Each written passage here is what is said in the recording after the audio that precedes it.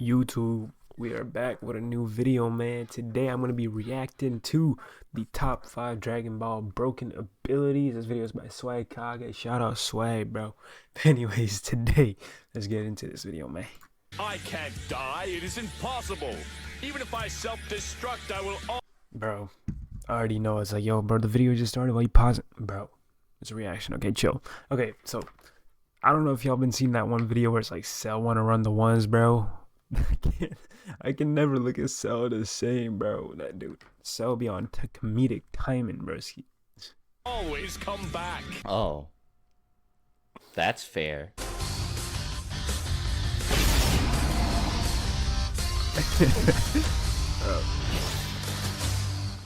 So today I'm going to be talking about the top 5 hacks in Dragon Ball, and the best way to describe what a hacks is to direct you to the TV tropes page on a story breaker power. In essence, a hack... Dude, Dragon Ball has too many hackses, bro. Like, so, just... I'm back, bitch. I'm back Super Saiyan 2 now, too. I'm like, what? What? or story breaker ability is something that is so unfair it nearly breaks the plot. The unstoppable Exodia. Dragon Ball has quite a few of these. Dude, that was loud. Holy crap, bro. My apologies. Any of y'all heard that? God damn. Ranging from Garlic Jr.'s complete immortality to Cell and Boo's ridiculous regeneration abilities to the incredibly overpowered results of the fusion dance and everything in between. The only rules for this list are I am not considering powers based on how powerful they are individually, but rather how powerful they are in the context of the arc or situation they are being used in. I think you'll get what I mean once I start the list. Yeah, that makes sense, because, like, bro, Super Saiyan 3 Goku would absolutely annihilate Frieza, boy. Like, Namek Frieza is getting pooped on, bro. Like, like Playboy Cardi, bro, he's going on him. And now, without wasting any more time, I'm gonna jump right into it. Here are the top 5 most overpowered hacks abilities in Dragon Ball. A lot of people like to sleep on Krillin. You know what Krillin can do, though? Cut through anything. Literally anything. Kienzan. As stated by Mr. Akira Toriyama himself, the Kienzan is capable of cutting through absolutely anything, no exceptions. Now, I know there was that one filler it's not where true, the Kienzan but connects with the back of Cell's neck and just dissipates. But that doesn't count. In every other situation, Krillin should be... That was filler? Wait, okay, I didn't even know that was filler, but that's crazy. I thought it didn't cut it there. Okay, that's crazy. That's mod. Be able to cut through literally anybody, no matter how powerful they are, as evidenced by the fact that he was able to cut off Frieza's tail and slash through Nappa's cheek. Both of these characters were significantly more powerful than him at the time, which goes to show that the Kienzan just completely ignores a person's physical defenses. Oh yeah, one more. Sorry, another pause. But like, I remember Vegeta spotted that the Kianzawa could actually do that, and he was like, Nappa, dodge. Like, he was telling Vegeta was telling Nappa, like, yo, don't be an idiot. Stop thinking you're better than everyone. This dude would legit fry your ass, bro. Get out the way, fam. That's the only reason why Nappa lived, technically. But could you imagine if Krillin was the one that took down Nappa?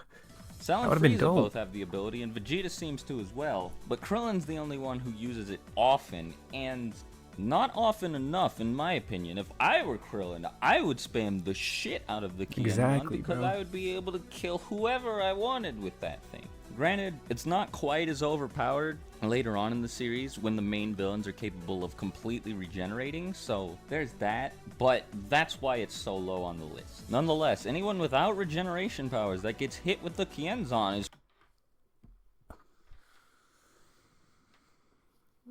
I just can't believe, you know, Krillin just doesn't spam this out of it. I mean, obviously, all these people in this like picture here, it's incredibly faster. And actually, these people have some sort of battle knowledge. Okay, maybe not Broly, not Z Broly, but all these other characters here, bro, they're ridiculously smart, so, and fast. So I definitely don't think it would have worked on these characters, but it theoretically could have, you know. Is pretty much gone. That's ridiculous.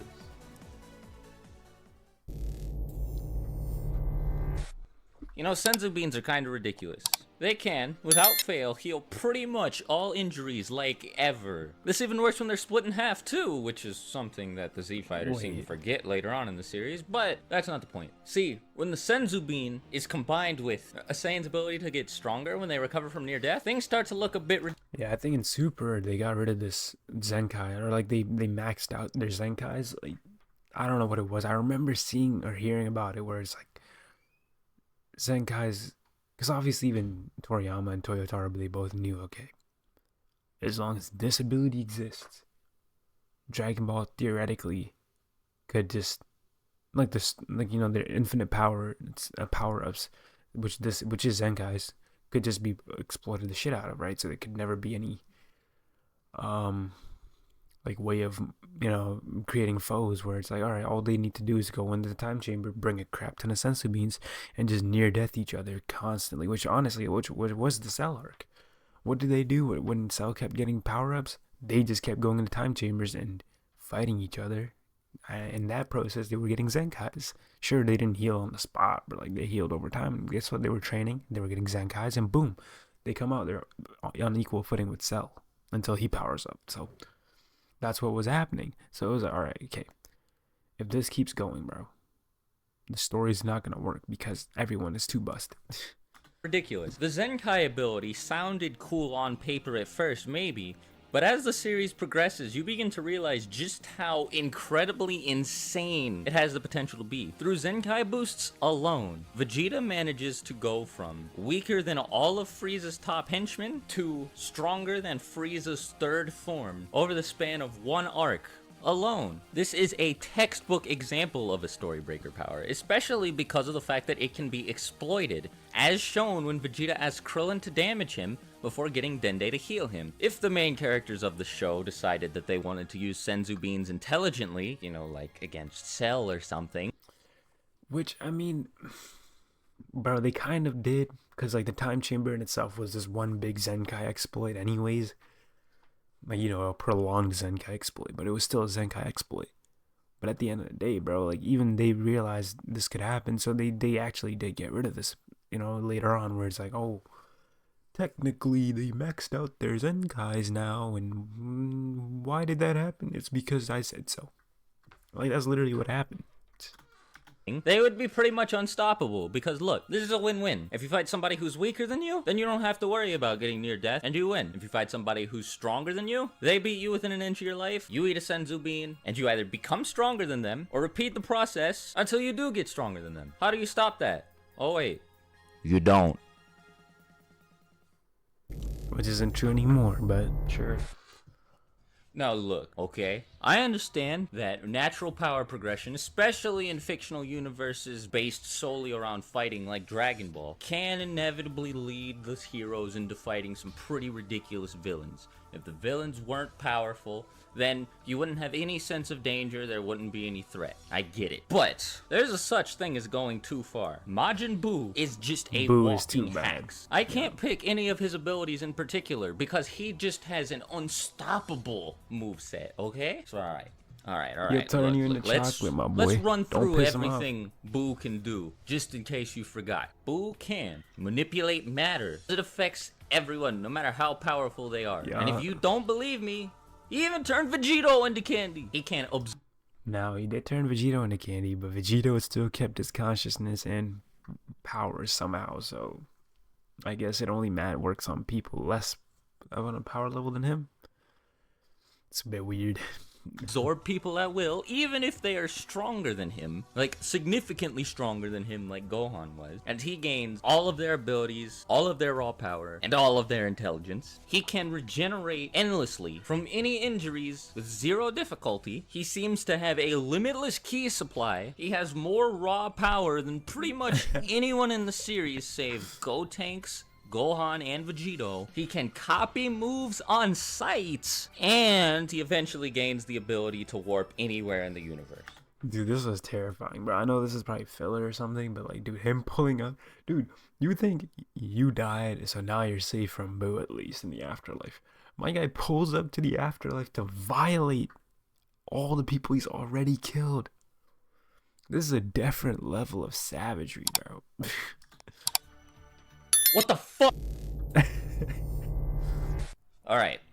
Take Boo's absorption ability, crank it up 20 levels, and then you've got Baby's possession ability. This ability doesn't seem to have any limits, admittedly like Boo's absorption ability, aside from the fact that the target has to be injured before Baby can possess them. The thing is, I use injured very loosely because it can be anything as small as a cut or scrape on the target's body, and Baby has them. Like, man, all it would take is a paper cut, and Baby would have you no questions asked. What's even worse is that...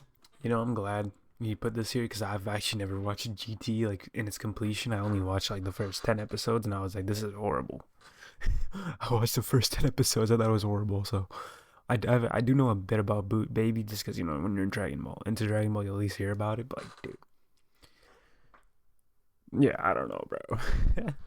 he can possess multiple people at the same time and make all of them do his fighting for them. So when he has another potential target in mind, he can send the people he's already controlling after that target, and the moment they get injured, which is bound to happen when they're fighting multiple foes at once, Baby can sneak in through the inevitable cuts and scrapes that are gonna pop up on his target's body and then possess them. What's even crazier is that with this possession, Baby seems to make his target a lot stronger. Because Goku, in base form I might add, had pretty much no trouble whatsoever with Trunks, Goten, and everybody else the Baby had taken over. Meanwhile, Vegeta, on the other hand, was being given quite a run for his money by Baby Goten and Baby Gohan. Yet somehow, Baby Vegeta is able to utterly thrash Goku without even transforming, I might add, when Goku cranks his power up all the way to Super Saiyan 3. With Vegeta possessed, Baby even manages to transform into a golden great ape and exceed Super Saiyan 4 Goku in power, despite the fact that Golden Great Ape is the precursor to Super Saiyan 4. Speaking of Goku, Baby could have... Man, that's crazy, because, like, bro, you're telling me Baby had the power to not only be stronger than... Yeah, bro, I don't even know. Because, dude, that's crazy to think, like, Baby's just stronger, and he just makes any person he absorbs even stronger than they already were. So that's like, whoa. It's a cool, different little hacks ability right there, you know? Taking Goku over if he wanted to. Why didn't he do that? Why didn't he do that?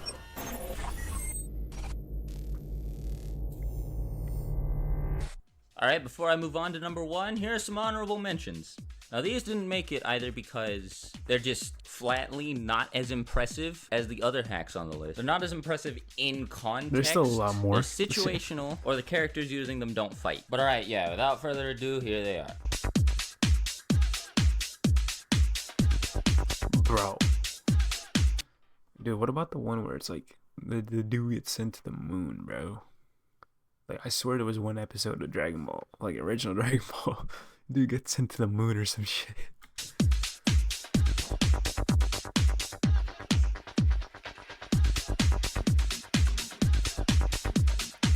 And he still lost. He still lost Goldo.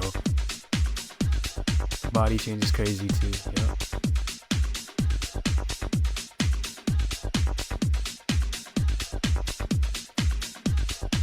I've not watched the movies, so I can't speak on that. Shin Coco. Yeah, bro, this is a crazy move, considering it worked on Cell.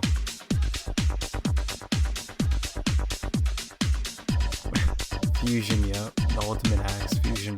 It has to be that.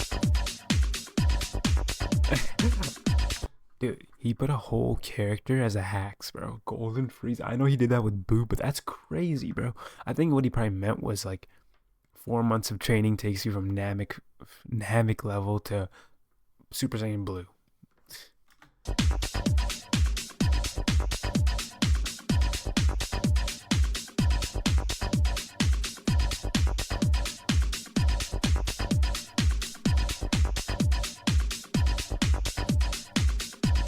Dude, Super Saiyan Blue Kaiken's not a hacks, bro. Bro, this guy... No, I'm not Swag Kai. I'm not gonna call him this guy, okay? He's just too much of a goat. Swag, my guy, you literally just put all of Super into hacks. What the hell, dude?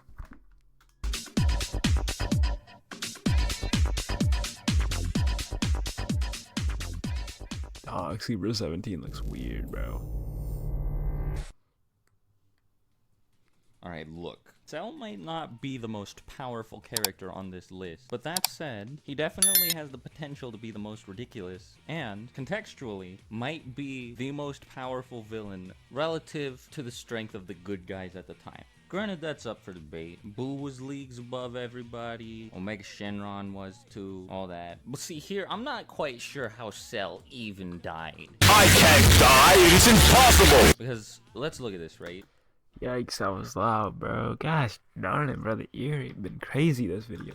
He has regeneration, which he got from the cells of Piccolo, and this is not just any regeneration. No, this regeneration power exceeds Piccolo's by a long shot. It takes no time, first of all. Piccolo's regeneration takes quite a while, whereas Cell's takes pretty much no time at all. Cell can regenerate his entire body from a single cell, no less. And instead of getting weaker like Namekians do when he regenerates, Cell gets stronger thanks to the Saiyan cells he has. And the power that Cell receives from his Zenkai boost is proportional to the severity of the injury he sustained. So if he regenerates from a single cell like he can when he self-destructs, he gets significantly more powerful. See what's really weird about that, right? Is that it's stated by Vegeta that Zenkai boosts only happen in response to an injury that isn't self-inflicted. Oh my gosh, bro, think about it. So Cell's just like a cracked out version of a Super Saiyan. And he breaks the own laws of Super Saiyan. Meaning that Cell's self-destruction shouldn't have netted him a Zenkai boost, but whatever. Since it does, that means Cell could repeatedly self-destruct, regenerate, self-destruct, regenerate. And it doesn't matter if there's no atmosphere or anything nearby. It doesn't matter how disfigured he is because he has Frieza cells. Can survive in a vacuum of space and can survive any injury no matter how gruesome or disfiguring it is. And on top of that, apparently, his cells can somehow learn techniques of people who are nearby when he regenerates from self-destruction. So he picked up the ability to use instant transmission and can teleport now. And that isn't even mentioning the things that Cell is theoretically capable of. He says to Piccolo that he's capable of wielding a spirit bomb. He might be capable of pulling the Kaioken out, too. He's also a genius, that let's not forget that. And he can create little baby versions of himself, all of which are on par with everyone except for Super Saiyan 2 Gohan. Oh yeah, and in GT he can absorb people like Boo can. That's it, I'm done, it's over. Anyways, shout out to Swag, bro. This is a good ass video. I'm gonna leave a link in the description. Shout out to him. But anyways, I hope you guys enjoyed this video. If you did, hit that like, comment, share, subscribe button.